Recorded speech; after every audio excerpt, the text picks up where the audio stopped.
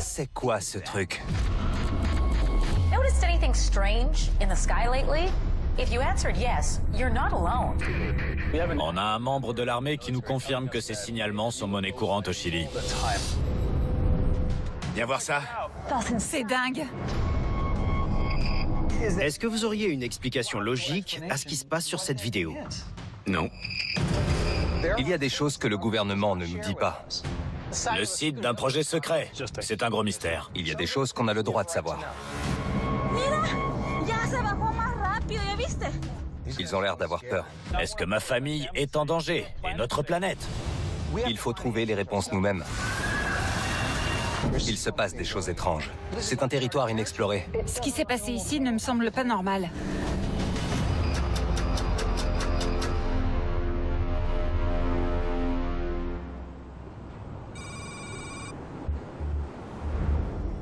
Ces phénomènes sont de toute évidence l'expression de grandes capacités techniques que l'on ne peut attribuer à aucune culture actuelle sur Terre. On a là un document top secret déclassifié de l'US Air Force qui parle officiellement de l'observation d'éventuels éléments extraterrestres dans notre ciel. Et regarde, ce n'est qu'un seul rapport parmi des dizaines de milliers de documents déclassifiés récemment. C'est une mine d'informations sans limite. Ça pourrait tout changer.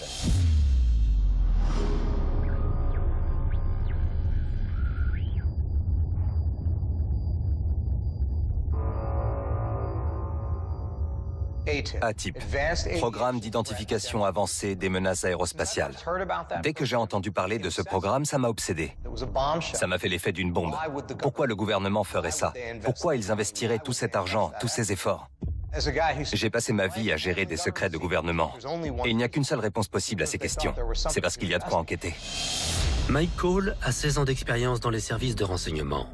Il a travaillé pour le FBI, la CIA et la DIA, et dans l'équipe ayant démantelé le réseau terroriste d'Oussama Ben Laden.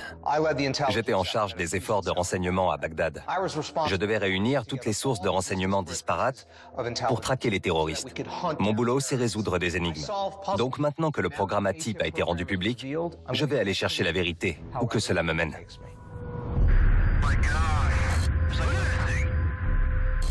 Une série de vidéos filmées par l'armée américaine étudiées dans le cadre du programme ATIP sont ainsi aujourd'hui publiques.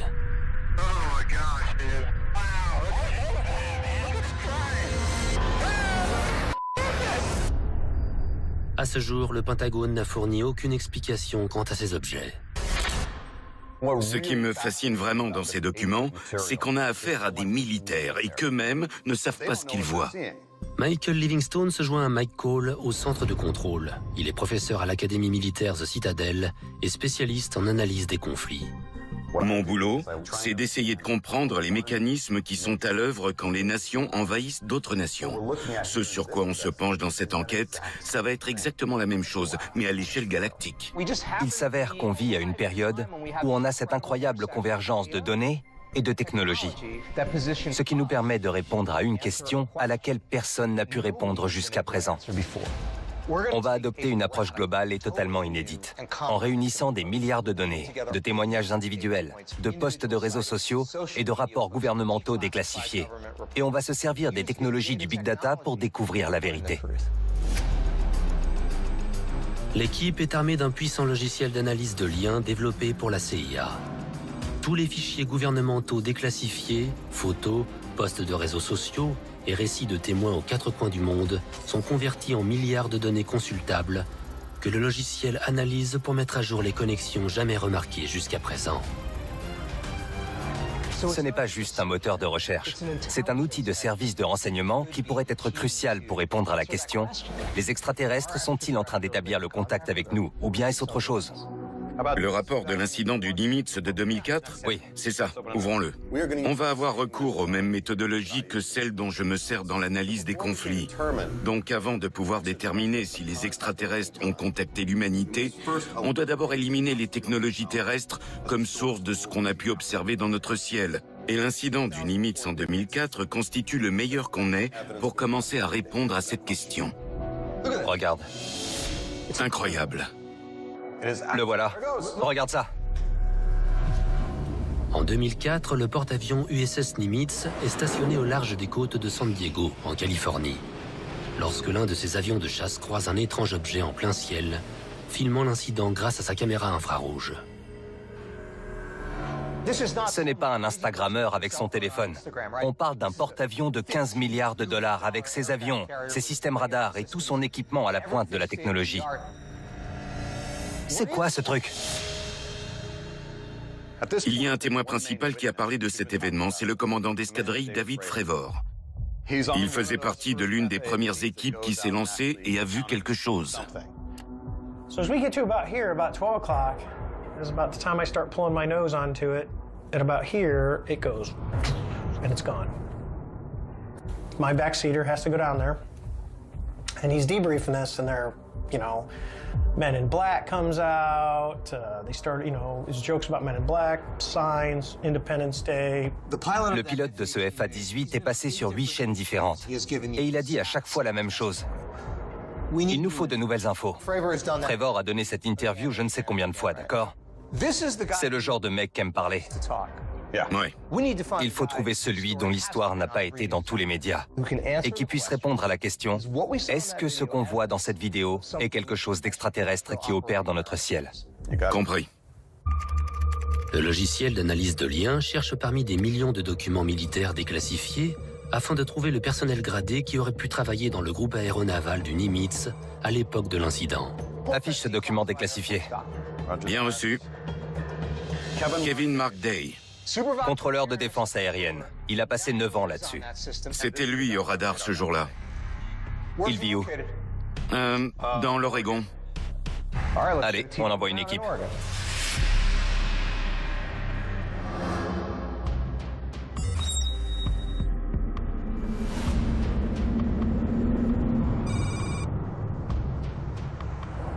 Je crois qu'on peut dire que de tout temps, les gens ont levé les yeux vers le ciel en se demandant si on était seul. La première équipe de terrain se rend à Cave Junction, dans l'Oregon, chez Kevin Day. On a de vraies images d'avions militaires qui sont très convaincantes. Nick Carnegie a travaillé 5 ans dans les opérations spéciales du corps des Marines, en tant qu'agent de renseignement au sol. J'ai appris à lire les gens, à savoir s'ils nous disent la vérité et à comprendre les rapports qu'on obtient de ces entretiens, afin d'obtenir des réponses plutôt que de simples spéculations. Se joint à Nick Sarah Credas, une célèbre journaliste diplômée en astrophysique, que la carrière a menée aux 4 coins du monde pour enquêter sur ce qui se trouve au-delà des limites terrestres. L'idée d'une vie extraterrestre, c'est la question la plus importante qu'on ait jamais posée en tant qu'espèce. Et pour la première fois, on est capable de recroiser la science et l'information pour essayer de répondre à cette question. C'est là? Bonjour. Bonjour Kevin. Bonjour. Kevin Day. Enchanté, Nick. Ça vous ennuie si je filme? Pas du tout. Super. Voilà. Kevin, quel était votre poste à l'époque de l'incident? Contrôleur de défense aérienne. On essayait de protéger le groupe de frappe et de protéger les biens de l'US Navy. On était donc à une centaine de kilomètres des côtes de San Diego. On était parti pour des entraînements individuels. Et j'ai commencé à remarquer des signaux anormaux. Des objets entraient dans ma couverture radar, et ça ne ressemblait à rien de ce que j'avais vu jusque-là. Il devait y avoir une dizaine d'objets dans le ciel. 10? Dans ma tête, je me suis dit, je veux qu'on intercepte un de ces trucs. Donc j'ai observé les avions d'interception. L'un d'eux a commencé à faire son approche en direction de l'objet, et c'est là que tout a changé. Cette chose a commencé à tourner autour de l'avion. Vraiment? Puis elle est descendue en piqué vers la surface de l'océan.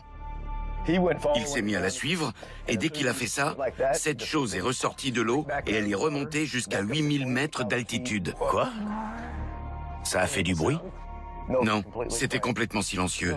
Un truc qui va aussi vite, ça ferait un son du type boum boum boum boum boum boum boum, des bandes supersoniques, mais rien du tout. Vous pouvez nous parler de la technologie dont vous avez été témoin? Imaginez-vous un tic-tac de 15 mètres de long sans ailes, sans système de propulsion qui puisse se déplacer d'un point A à un point B en l'espace de quelques secondes, même si c'est à des kilomètres. Si quoi que ce soit de biologique s'était trouvé dans cette chose, selon la physique newtonienne, la physique classique, il aurait été réduit en bouillie. Jamais il n'aurait pu survivre à une telle accélération. Le corps humain peut subir jusqu'à 8 G, mais cette chose devait être à 1350. On finirait en chair à pâté. Ça me donne la chair de poule. Oui.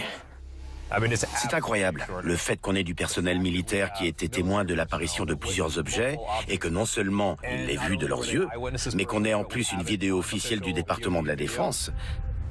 On ne fera pas mieux. Qu'est-ce que ça vous fait d'avoir vu une chose pareille que vous ne pouvez toujours pas identifier, même des années après? Ça m'inquiète. Parce que si ces choses avaient été hostiles, je ne serais sûrement plus là. Vous avez l'avantage sur nous, et de loin. Je n'ai aucun doute sur le fait qu'il y ait quelque chose dans notre ciel, et c'est très sérieux. Est-ce qu'il s'agit d'une menace? Est-ce qu'on peut prévenir cette menace? Il faut absolument comprendre ce que c'est.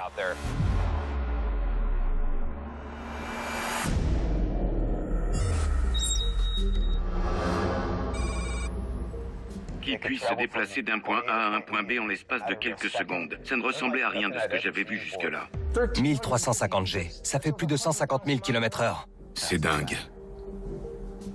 Il y a un autre truc que je trouve très intéressant dans cette interview. Il dit que ça ne faisait pas de bruit, mais c'est juste que lui n'a pas entendu de bruit. Oui, il est dans une pièce fermée, 3 ponts en dessous, au milieu d'un énorme navire. Oui, mais il y a forcément eu un bruit. Un objet se déplaçant à cette vitesse dans l'air produit du bruit. Beaucoup de bruit. Notre atmosphère est une substance, et cette substance agit contre les objets qui se déplacent à travers elle. Regardez nos navettes spatiales. Quand elles entrent dans notre atmosphère, ça produit un bruit assourdissant. Et elles filent seulement à 27 000 km/h. Si des objets se déplacent dans notre atmosphère à ces vitesses extraordinaires, le bruit devrait être la solution pour les suivre. Oui. Donc, on va interroger le logiciel d'analyse de liens et chercher des sons anormaux en provenance du ciel, parce que c'est ça la clé. Regardons ça. Allez. On va entrer détonation, vrombissement. Et le lier aux observations d'OVNI tout pays. Ok. Voyons voir. Beaucoup de résultats. Beaucoup de données. Ok. Alors? On a des bruits bizarres partout dans le monde. Fais voir Moscou. D'accord.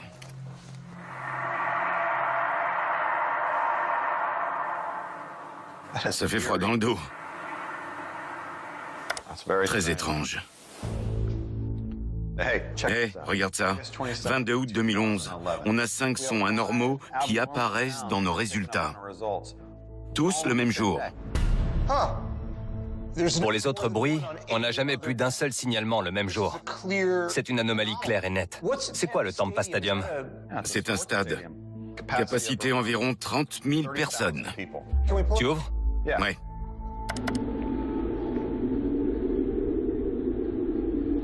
Qu'est-ce que c'est? C'est le vent? J'ai pas mal de résultats de réseaux sociaux de gens qui étaient dans ce stade et qui se demandent justement si c'est le vent. L'un d'eux se demande si c'est la sono. Non, c'est pas ça le problème. Non, c'est pas ça du tout. C'est étrange. Bon, ok. Si ce bruit vient du ciel, alors il aura été entendu à l'extérieur du stade. Oui. Quel rayon? 30 km. Ok, on a un certain nombre de gens qui relatent certaines choses, dont 2 ou 3 vidéos perso. Et regarde celui-là. Justin G, même date à Saint-Pétersbourg en Floride, à quelques kilomètres. Quelqu'un entend ce bruit dehors?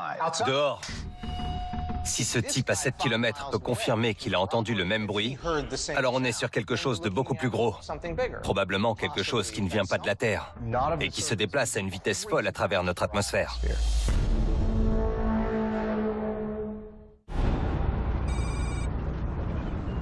On est à 10 minutes de chez Justin, qui est un témoin auditif du phénomène en question.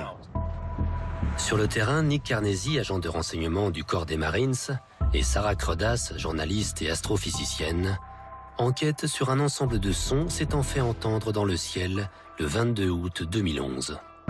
Il se pourrait qu'il se montre réticent à nous parler. Beaucoup de gens sont nerveux quand on aborde des sujets sensibles comme celui-là. Ils se rendent chez Justin Jenkins, qui affirme avoir entendu d'étranges sons à 7 km du Tampa Stadium, où un phénomène audio a également été signalé le même soir. Et on y est. Si le son que Justin a entendu est le même que celui du stade, on a affaire à quelque chose de bien plus gros. Enchanté. Enchanté. Merci. Justin, dites-nous ce qui s'est passé le 22 août 2011. Je suis rentré chez moi vers 20h et d'un coup, j'ai reçu un coup de fil de mes voisins me disant qu'il fallait que je sorte, que quelque chose était en train de se produire. J'ai arrêté ce que j'étais en train de faire. Je suis sorti devant chez moi et j'ai entendu ce son énorme. Je sais même pas si je peux dire que c'était fort. Qu'est-ce que vous voulez dire par énorme? Comme le bruit que ferait une énorme plaque d'acier qu'on traînerait sur le sol, du genre...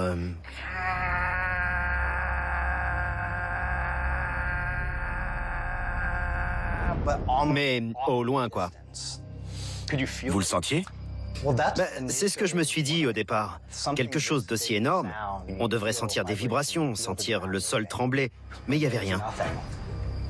Rien ne bougeait. Vous arriviez à comprendre d'où ça venait? J'ai pris ma voiture et j'ai essayé de rouler un peu dans les environs pour comprendre d'où ça venait. Et à chaque fois que je sortais de la voiture, c'était partout. C'était partout autour de nous. Ça semblait venir du ciel.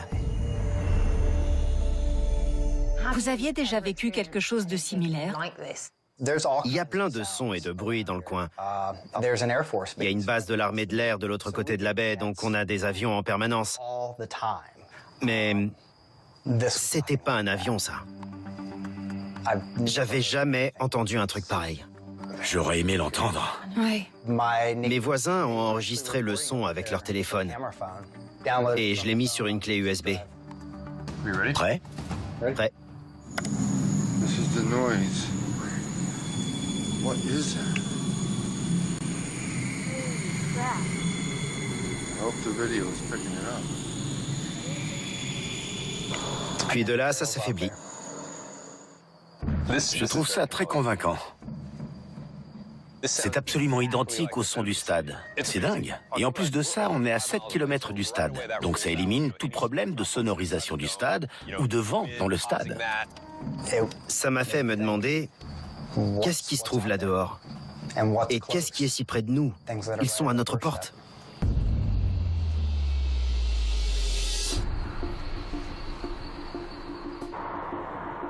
Avec la copie de cet enregistrement, on a une source d'infos qui va pouvoir nous être très utile. Mais j'ai l'impression qu'on n'entendait pas aussi bien qu'on aurait pu. Il y avait beaucoup de bruit de fond parasite, donc ce serait intéressant de trouver un expert judiciaire en acoustique pour voir si on peut isoler le son et déterminer exactement de quoi il s'agit.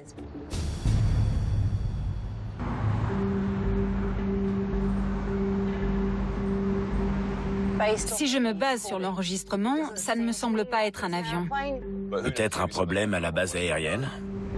L'équipe parcourt une quinzaine de kilomètres jusqu'à la base militaire aérienne MacDill, de l'autre côté de la baie, pour enquêter sur la source de ce son mystérieux.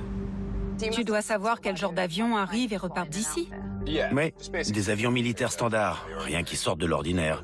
Mais qui sait, ça peut valoir le coup de demander à parler avec un chargé des affaires publiques, non? À cette heure-là? Qui sait? Il y a peu de chance, mais bon, on est là. Autant essayer. Allez.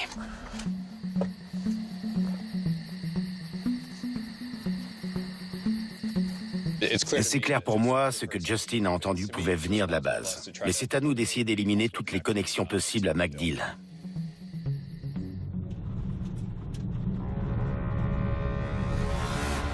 Oh putain.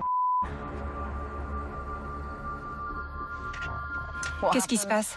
Je ne sais pas si tu as vu ces véhicules qui sont passés. Ouais. Mais je crois qu'on a éveillé des soupçons. Ils nous surveillent. Ils se sont arrêtés sur la route à sens unique. Et ils sont bien partis pour rester. Surtout qu'il est tard. Je pense qu'on peut laisser tomber. Ouais, pour être honnête, j'ai pas très envie de rester dans le coin. Ok.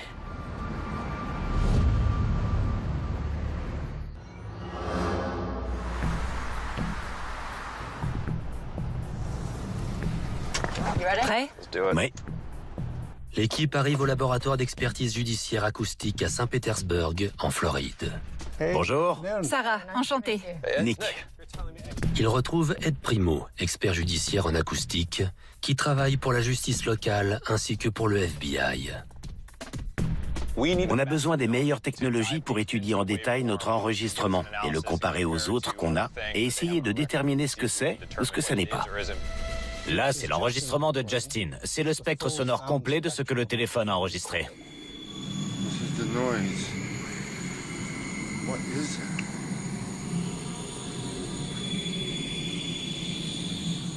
Là, on a la piste audio et ce qu'on regarde là, c'est un spectrogramme.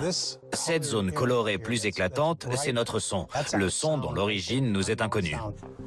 En ayant recours à des algorithmes avancés, le logiciel isole les ondes sonores associées au son inconnu afin de créer une empreinte appelée spectrogramme. Et là, on s'est débarrassé des sons qui pouvaient perturber notre écoute. Et là, c'est seulement le son spécifique. This is the noise. What is that?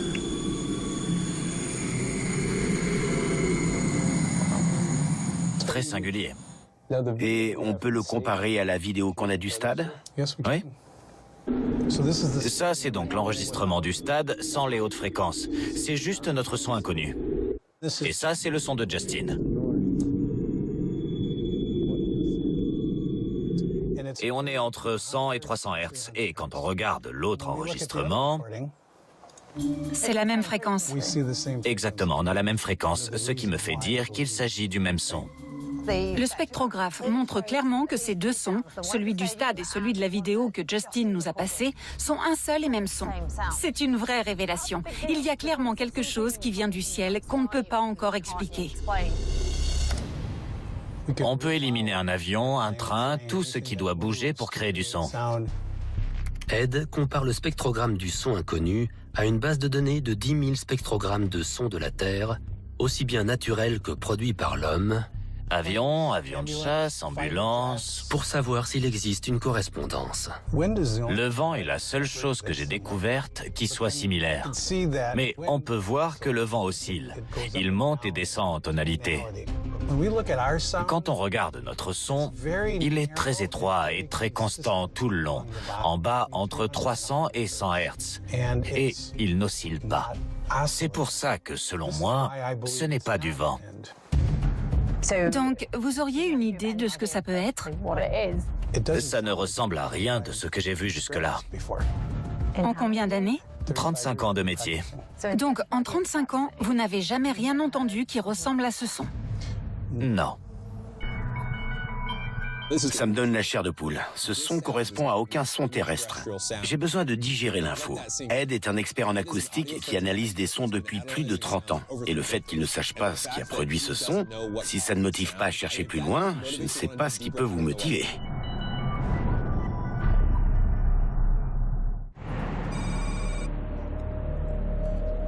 On va se pencher sur l'analyse sonore. Ok. Mike Cole et Michael Livingston repassent en revue les éléments que l'équipe de terrain a trouvés en Floride. Leur logiciel d'analyse de liens a révélé un ensemble de sons étranges, multiples et inconnus émanant du ciel nocturne au-dessus de Saint-Pétersbourg, en Floride, le 22 août 2011. Un expert judiciaire en acoustique qui a 30 ans d'expérience certifie qu'il n'a jamais entendu quoi que ce soit d'humain ou de naturel qui puisse créer ce genre de son. C'est assez grisant. On a montré par une expertise acoustique qu'il s'agit là d'un son sans explication naturelle. Ça pourrait être la preuve que quelque chose qui n'est pas de cette terre se déplace dans notre ciel. On a eu des nouvelles de la part de Sarah et Nick sur le terrain. Ils ont interviewé Margie Blake. Elle affirme avoir vu d'étranges objets dans le ciel ce même soir. Elle ne vit qu'à quelques kilomètres des lieux où les autres phénomènes ont été observés en Floride. C'était le 22 août 2011. Ces lumières ont attiré mon attention. C'était des globes oranges. Il y en avait 50 ou 60 au total. Ils descendaient en groupe, à tournoyer les uns autour des autres. Puis ils ont filé vers le nord et ils ont complètement disparu. Incroyable. Elle nous a donné une vraie info, une direction. Oui, Le nord. exact. On va regarder les cartes. OVNI, Pan, globe, lumière. tout ça le 22 août 2011 aux États-Unis. Ok, c'est parti. Il y a beaucoup de trucs. Voilà. Ok, alors, on a plein de choses issues des réseaux sociaux. Regarde ça. D'étranges lumières oranges sont passées dans les airs, comme Margie l'a décrit. Des lumières au-dessus de la ville. Oui. Des lumières clignotantes venues de nulle part. Et si on reporte tout ça sur une carte, c'est comme une flèche qui monte vers le nord, comme Margie l'a dit, puis ça s'arrête. Ça se regroupe quelque part en Virginie. Mais où? Waynesboro, Virginie. Qu'est-ce qu'on sait de cette ville? Ancienne ville minière de taille moyenne, 20 000 habitants, vallée de Shenandoah. J'ai des posts de réseaux sociaux de gens dans cette zone. Venez à Waynesboro, il y a des ovnis dans le ciel à cet instant même. Andrew Santiago, il y a des gens qui voient ces lumières au-dessus de la ville? Pourquoi on a 8 signalements dans une ville de juste 20 000 habitants? C'est remonté sur toute la côte Est, où il y a plein de villes bien plus peuplées. C'est bizarre de les avoir tous sur une même période de 24 heures. Mais ça pourrait être des événements complètement séparés? Ouais. Ça pourrait être un événement à Saint-Pétersbourg et un phénomène météo à Waynesboro. Oui, mais si on pouvait prouver que c'est lié, alors ce serait énorme. Beaucoup de gens ont posté sur les réseaux sociaux à Waynesboro. Je suis sûr qu'on peut trouver quelqu'un à qui parler. Absolument. On va envoyer Nick et Sarah.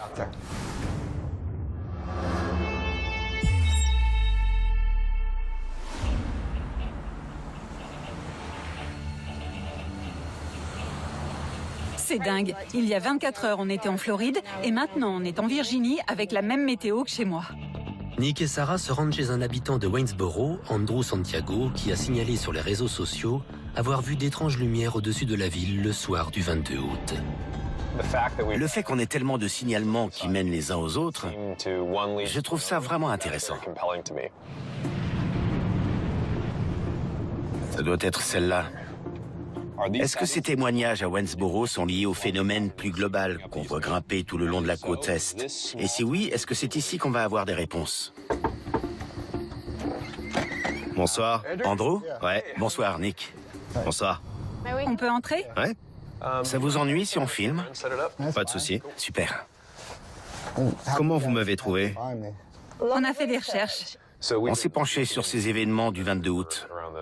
C'est pour ça qu'on voudrait en apprendre plus sur ce que vous avez vécu.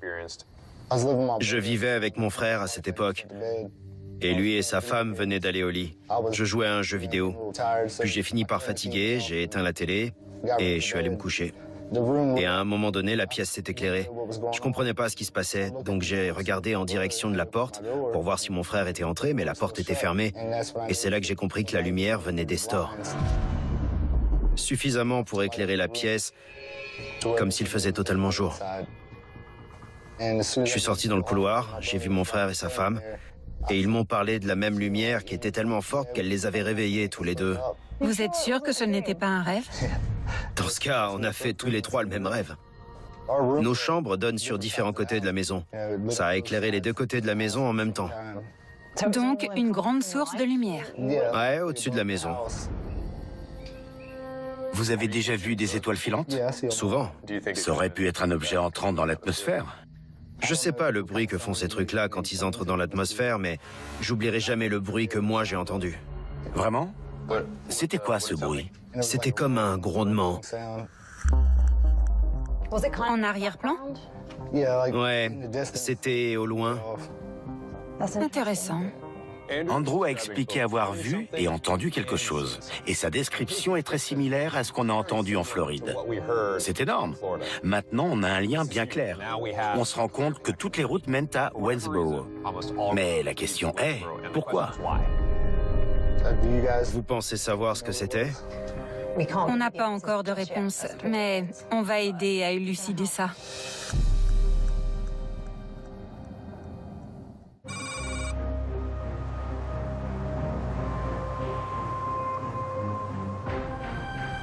Belle bibliothèque. L'équipe a reçu l'autorisation d'entrer dans les archives de la ville qui abritent la documentation locale des 200 dernières années. On a tous l'habitude de chercher et trouver les choses sur Internet. Mais dans les petites villes de ce genre, on peut trouver une tonne d'infos qui ne sont pas en ligne. Regarde ça. Rencontre du type local. La vallée de Shenandoah a l'habitude des rencontres étranges. Au moins 25 signalements d'OVNI entre novembre 64 et janvier 65 ont été sujets aux investigations de l'armée de l'air. 25 signalements entre 64 et 65. Oui, donc sur un an à peu près. Waouh, regarde celui-là.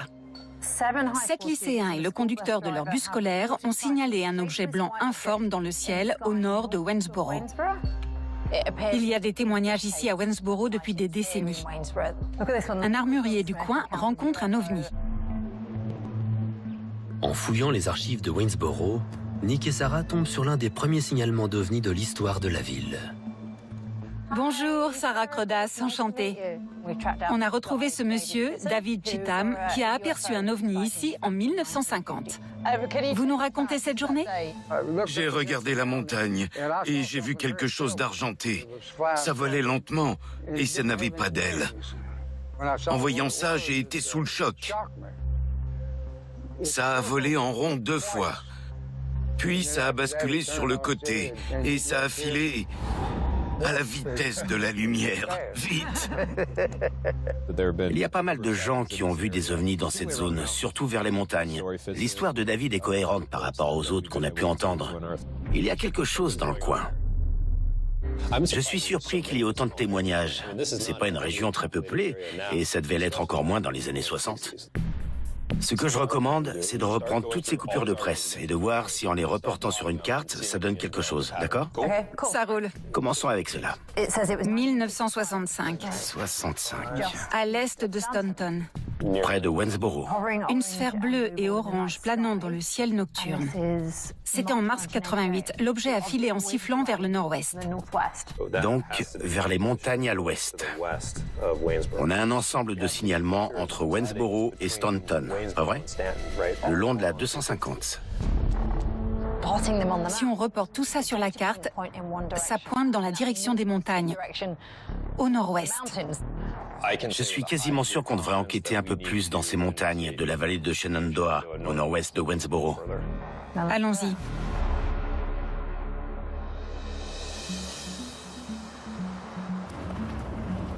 C'est immense comme région.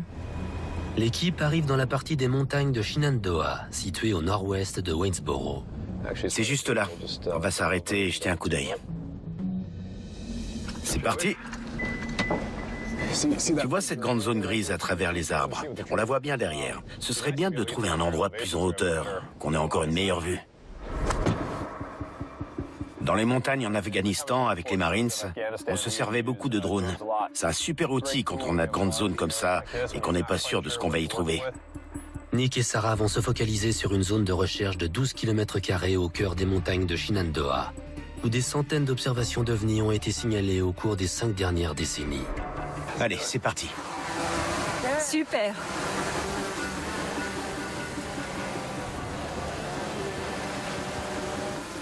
Pour l'instant, on essaye d'avoir une vue d'ensemble pour voir si quelque chose ressort de prime abord, puis on cherchera zone par zone. Jusque-là, on a quelques pistes, mais les arbres sont tellement près les uns des autres qu'on voit surtout qu'une grande couverture grise. Bon, je vois rien. Je vais passer en mode vision thermique. L'équipe se sert de capteurs thermiques du drone qui peuvent identifier des anomalies via la moindre variation de température. Attends, ça c'est intéressant. Regarde, on a quelque chose. C'est bizarre. Regarde, il y a une différence de 15 ou 20 degrés. Attends, mais il y en a plus. Il y en a 2, 4, 6... 7, 8... Ouais. Presque comme si ça émanait de quelque chose. Mais je ne saurais pas dire. Il n'y a rien, visuellement, qui peut expliquer ça. Je ne sais pas trop ce qui cause ces anomalies thermiques. On a une concentration de points qui sont 20 degrés plus chauds que les zones alentours. Il faut qu'on comprenne ce qui se passe ici, parce que ça pourrait expliquer pourquoi on a tant de témoignages étranges dans le coin. Munis de leur équipement de montagne, la petite équipe se dirige vers la zone de ces anomalies. Il fera nuit une fois là-bas? Oui.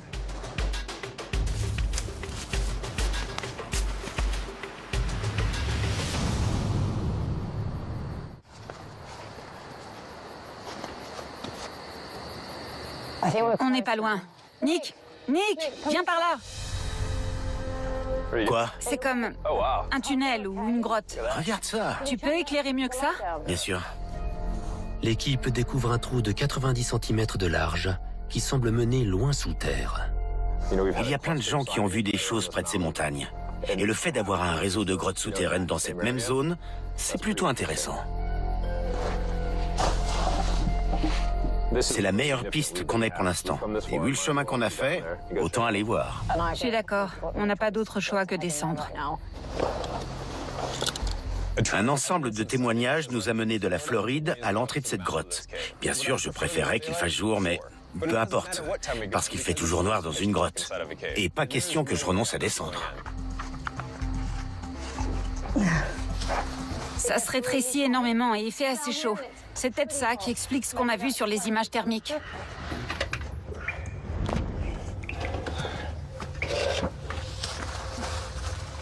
Je sais pas dans quoi on s'embarque. Ouais, c'est quelque chose, hein.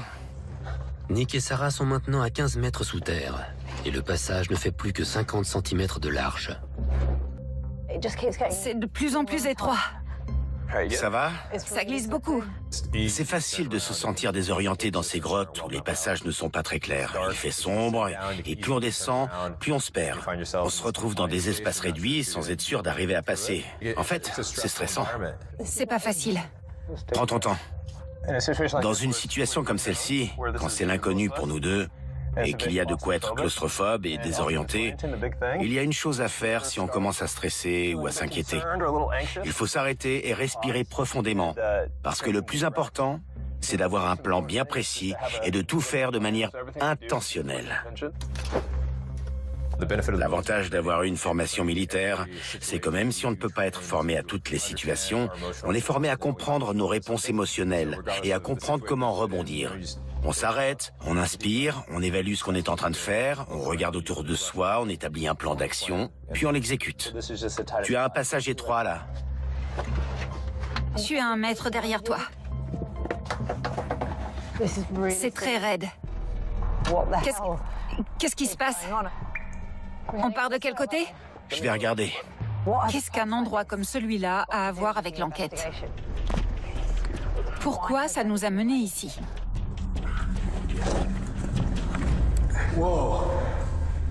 Sarah, viens voir ça. C'est grand. Putain. C'est quoi?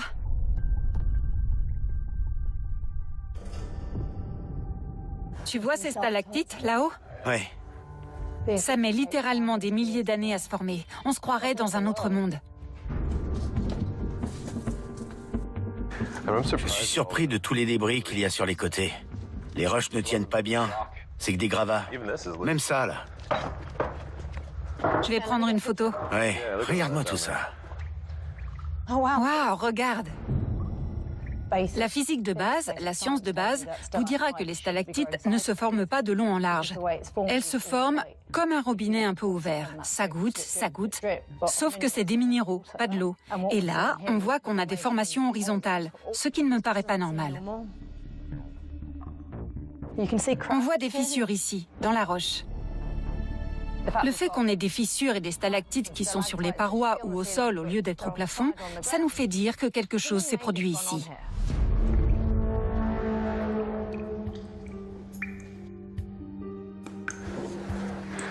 Ces deux rochers juste là sont intéressants. On dirait pas qu'ils sont là depuis des années. On dirait plutôt qu'ils sont comme tombés du plafond. J'avais jamais vu ça. Là, il y en a qui sont encore intacts. Et en bas, par là, et un peu plus loin, on voit des stalactites intactes. Et de ce côté-là, on dirait qu'elles sont cassées. Là aussi, c'est complètement détruit. Mais de ce côté-là, c'est intact.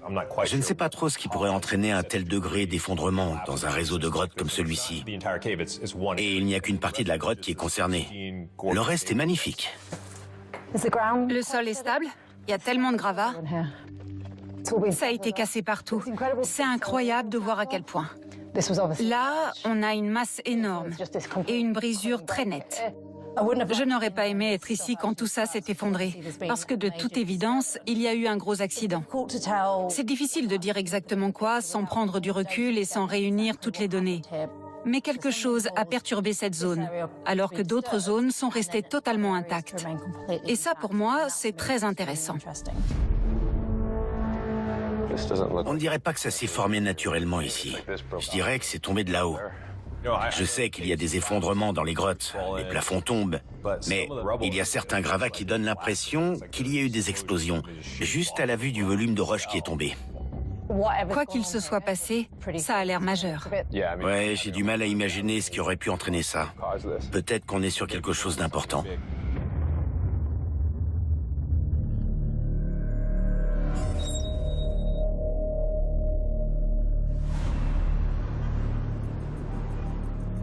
On a reçu des photos de Sarah et Nick. Tu les affiches? Oui. Les dégâts sont importants. Oui. C'était soit une bombe, soit un gros séisme. Je vérifie auprès de l'Institut d'études géologiques. Il y a plein de tremblements de terre sur la côte Est. Des petits, du genre que personne remarque. Regarde ça. Un séisme de magnitude 5,8 dans le centre de la Virginie. Tu ne vas pas croire à la date. 23 août 2011, même période de 24 heures. Tu rigoles? Un séisme de 5,8, c'est une magnitude très rare pour cette zone. Le plus gros qui ait frappé cette zone en 150 ans. Des dizaines de millions de gens de la Floride au Maine l'ont senti. C'est le séisme qui a endommagé le Washington Monument.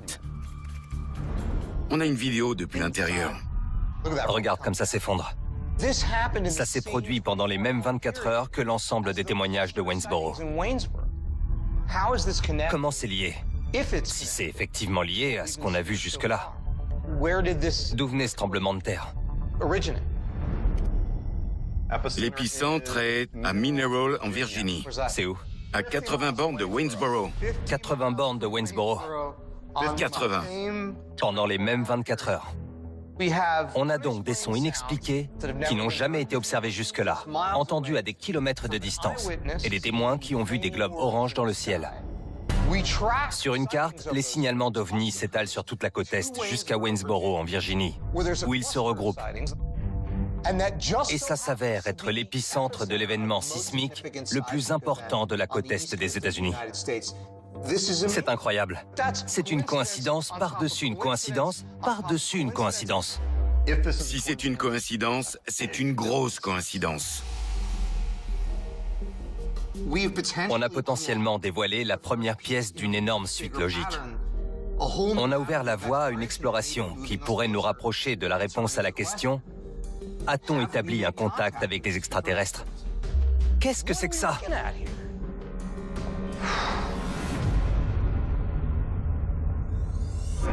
Prochainement dans Contact.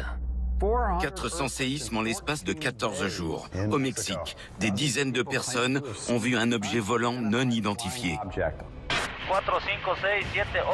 Il y en a un paquet. Ils ont l'air d'avoir peur. Il se passe quelque chose d'étrange dans la jungle de Rio Blanco.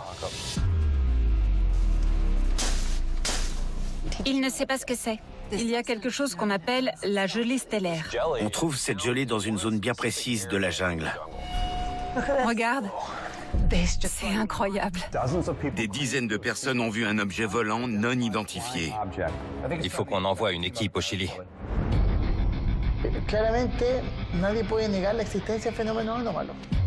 C'est incroyable. Vous voyez un avion, vous?